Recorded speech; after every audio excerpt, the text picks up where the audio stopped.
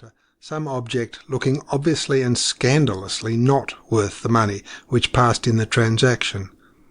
A small cardboard box with apparently nothing inside, for instance, or one of those carefully closed yellow flimsy envelopes, or a soiled volume in paper covers with a promising title. Now and then it happened that one of the faded yellow dancing girls would get sold to an amateur, as though she had been alive and young. Sometimes it was Mrs. Verloc who would appear at the call of the cracked bell.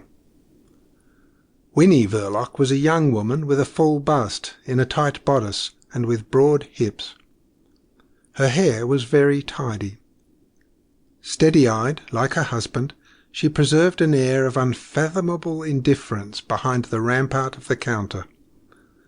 Then the customer of comparatively tender years would get suddenly disconcerted at having to deal with a woman, and with rage in his heart would proffer a request for a bottle of marking ink, retail value 6d, price in Verloc's shop 1 and 6d, which, once outside, he would drop stealthily into the gutter.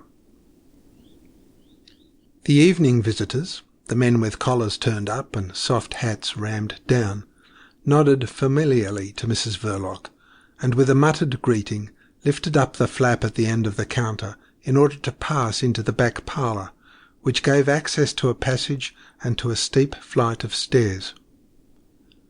The door of the shop was the only means of entrance to the house in which Mr. Verloc carried on his business of a seller of shady wares, exercised his vocation of a protector of society, and cultivated his domestic virtues. These last were pronounced. He was thoroughly domesticated. Neither his spiritual, nor his mental, nor his physical needs were of the kind to take him much abroad.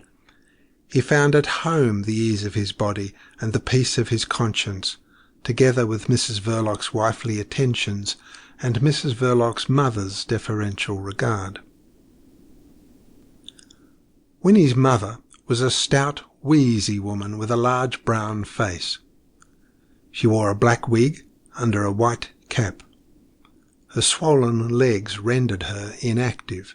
She considered herself to be of French descent, which might have been true, and after a good many years of married life with a licensed victualler of the more common sort, she provided for the years of widowhood by letting furnished apartments for gentlemen near Vauxhall Bridge Road, in a square once of some splendour, and still included in the district of Belgravia.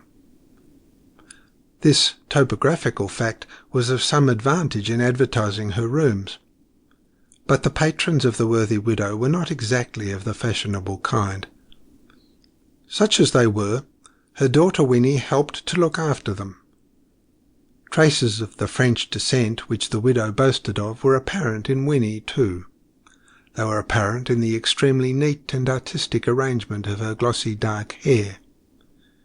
Winnie had also other charms: her youth, her full rounded form, her clear complexion, the provocation of her unfathomable reserve, which never went so far as to prevent conversation, carried on the lodger's part with animation, and on hers with an equable amiability.